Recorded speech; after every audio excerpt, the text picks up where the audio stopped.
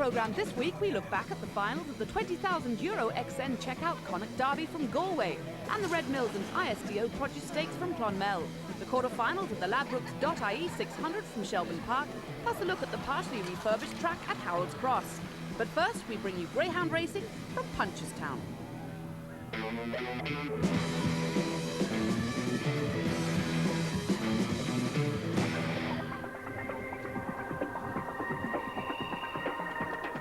In last week's programme, we saw the rehearsal for the charity Greyhound race to take place during Festival Week at Punchestown Racetrack.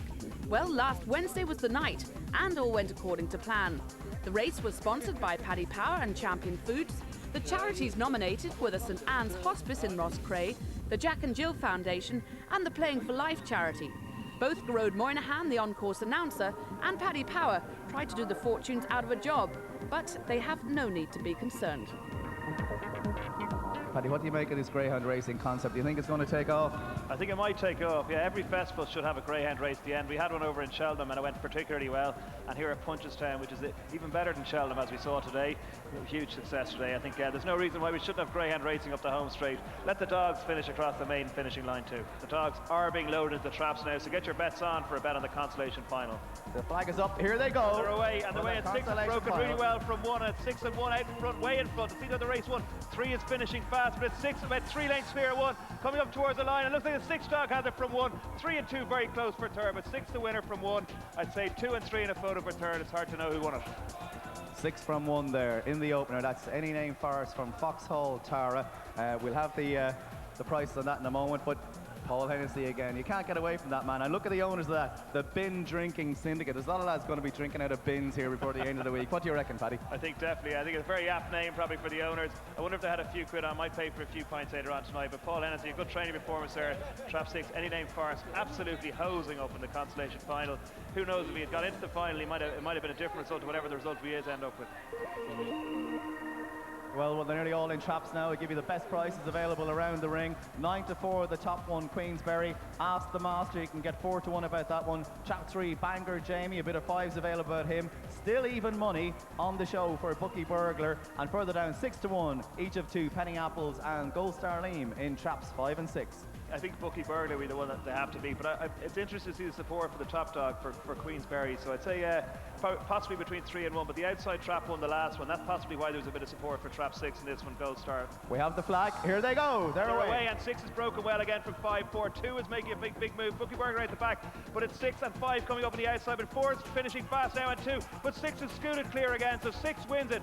2 is second and 4 just holds off 1 for third. Yet another result for the bookies. What can we do at the what, end of the day? 6 to 1 shot. Well, John, I think most people were cheering your dog home tonight. Yeah, he's been a good old dog on his life, this fella. You know, he's put some good performance up through the year. He's 4.5-year-old now, you know, but he still enjoys his racing. Paddy, this was an interesting concept tonight. It was a brilliant crack, I have to say, and a good few people in the betting ring still knocking around. About 3 or 4 of the bookies stayed and priced it up, and they got a result as well. Trap 6 Gold Star Liam won the race. He's about a 6 to 1 shot at the off, was the last price I saw, and geez, he won very easy in the end as well. I have to say he was a decent dog in his time now. He's an old timer now, but obviously a bit of experience showed the change of terrain, the change of his surroundings. Not quite in Shelbourne Park today, was he? He certainly wasn't, and the traps and everything was just so different than on the track. Yeah, it's an amazing spectacle to see it though, the way they have the drag hair as well, rather than the hair running around the rail at the track. It's quite an exciting thing to watch. I mean, and I actually had to commentate on the race, which was interesting. The first time I've ever commentated on a dog race. I'm only glad the dog rather that broke first, Trap 6. I went on to win the race. It was quite easy to commentate that way. But do you think we'll see more of these around the country? I've absolutely no doubt. It was a great cheer when he came in and when the dog won as well. So I think everybody enjoyed the bit of crack, and of course it's all for a good cause, which is the main thing. Paul Lawrence, you organised this night in Cheltenham, and I believe it was a very successful night. Yeah, without a doubt. I mean, Edward Gillespie, the managing director at Cheltenham, he was very, very keen to get the Irish involved with our Cheltenham race. We've staged it for 2 years, and it went off successfully. But the Cheltenham Festival is all about the Anglo-Irish challenge, and I think that this year we achieved that.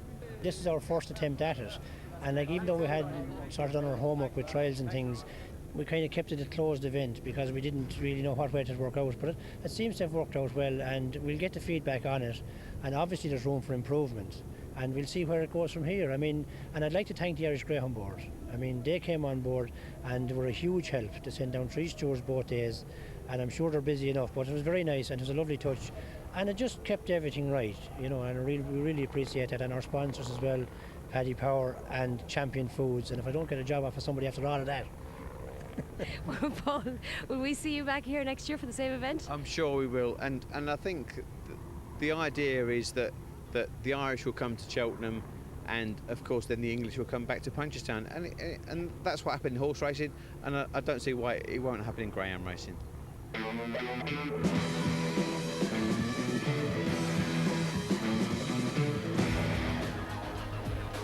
Harold's Cross welcomed back its patrons to the stadium last Friday night. The venue was closed for just over a month while work was carried out on the track. We went along on the night to see the new improvements and spoke with one of Harold's Cross regulars, Ger McKenna. We trialled here last night. We had 2 6-dog trials here. We waited till it got dark to make sure the lights and all were working, do you understand? First trial was absolutely perfect. Every dog got a proper run up to the bend, no bumping or boarding, right? Second trial, slight bit of bumping, but you know, you get this anyway, it doesn't make much difference, you know. I mean, it's very hard to get a perfect bend, but it's definitely a lot rounder now than it was before. I think it'll work, so please God, we can just hope and see. A few races I've seen now tonight, we can't complain so far. And the 525 was the one that was really giving more of the trouble, and it seems to be going great tonight. Yeah, when you see, if you notice it, like you've got 6 dogs going into a bend at a ferocious pace, right? You're going to have traffic problems no matter what happens, but at least they've a better run to get around it now anyway. So, you know, all depends what happens now. You know, I'd say it'll work out anyway. Billy, it must be nice to be back here in Harold's Cross again. Yeah, it's delighted to be back. We've had our 4 or 5 weeks sojourn down in Shelbourne. We're very pleased and delighted with Shelbourne to facilitate us, but it's great to be back in Harold's Cross, and with our new first and second bends and home straight. I think everybody's forgetting that the home straight was actually dug up. That's where the majority of the work was done, to give a bigger sweep on the bend, and delighted with the reaction we've had tonight. It's our first night back, so far so good. The way the track has run, the way the dogs have gone around the bend, it was always perceived as a very tight bend where there was a lot of trouble. I don't think we've had any trouble tonight. I think everything has got around and come off safe and sound, which is obviously at the end of the day is the most important thing.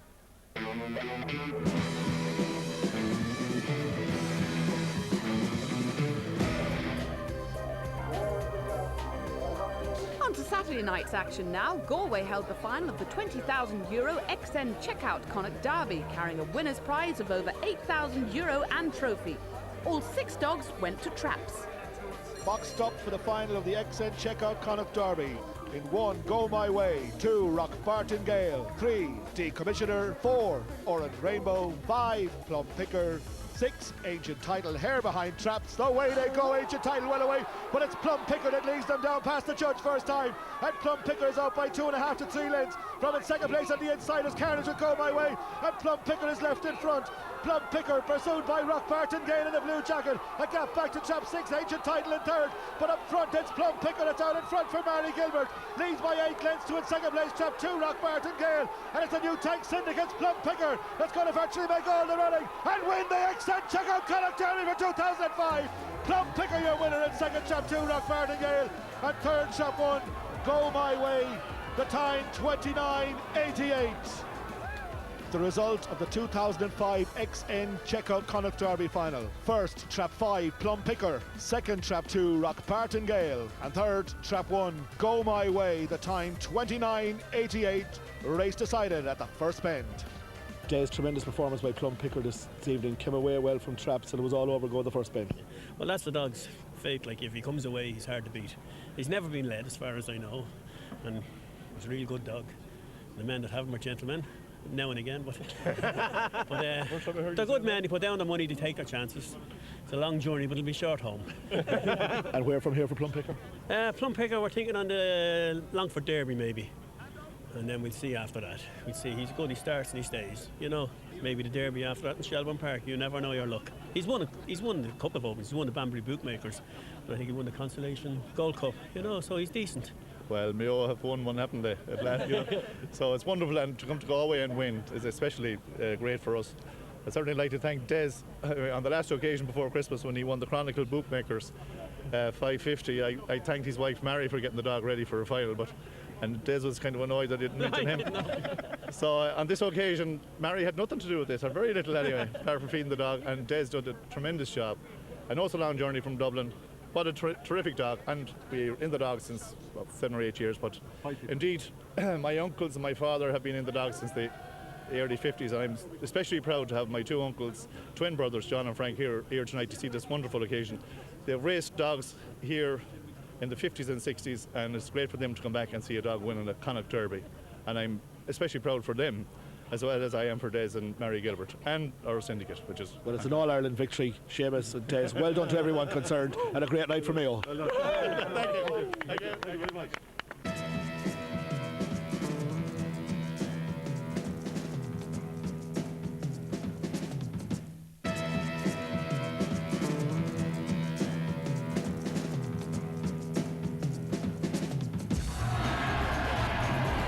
Also on Saturday night at Shelbourne Park, the Ladbroke's .ie 600 reached the quarter-final stage. It's been a very exciting competition thus far, and last weekend's action was no exception.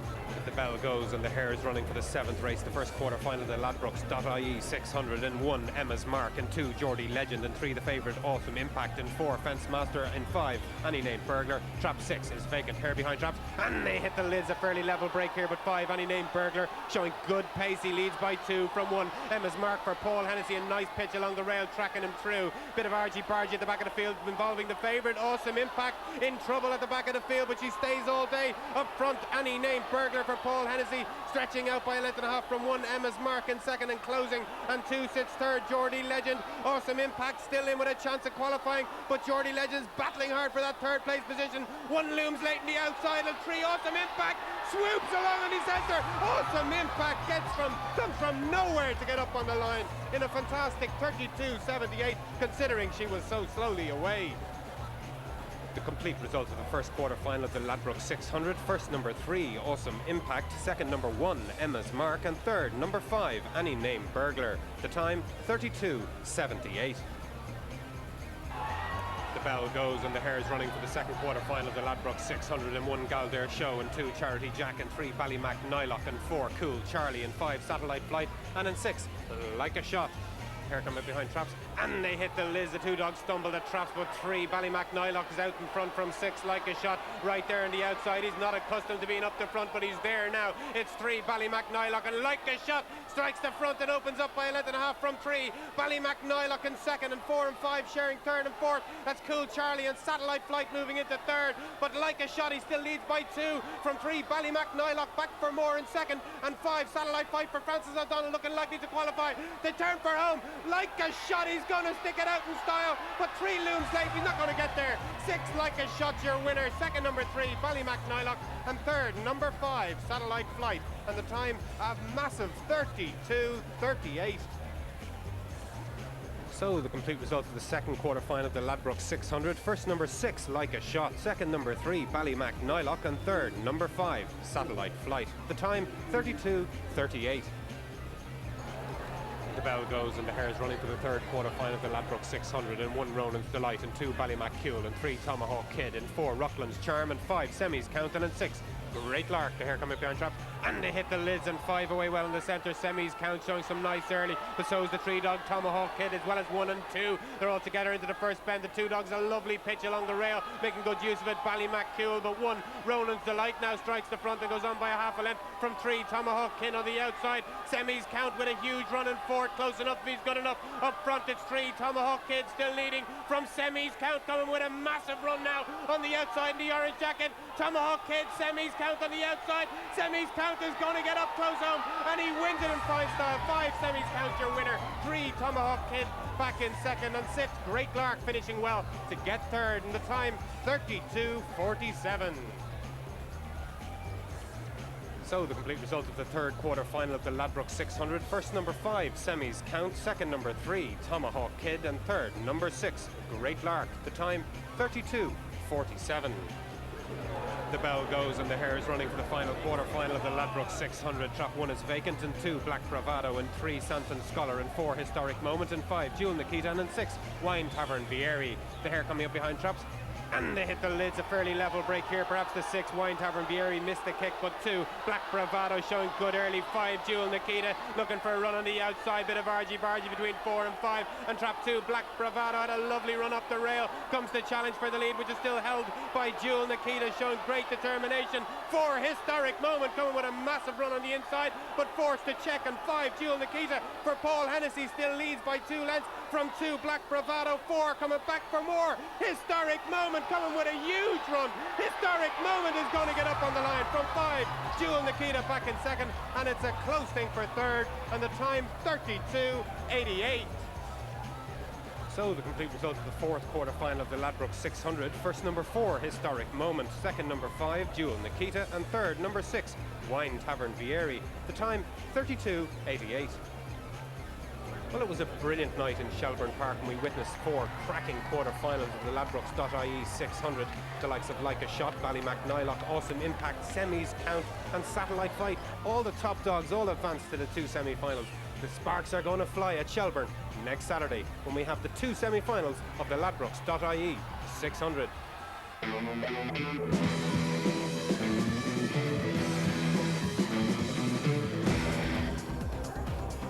The Davis Road Greyhound Stadium in Clonmel was packed to capacity last Sunday night for the final of the 2005 Red Mills and ISPO Produce Stakes, with a winner's prize of €30,000. This is the second classic event on the Greyhound racing calendar.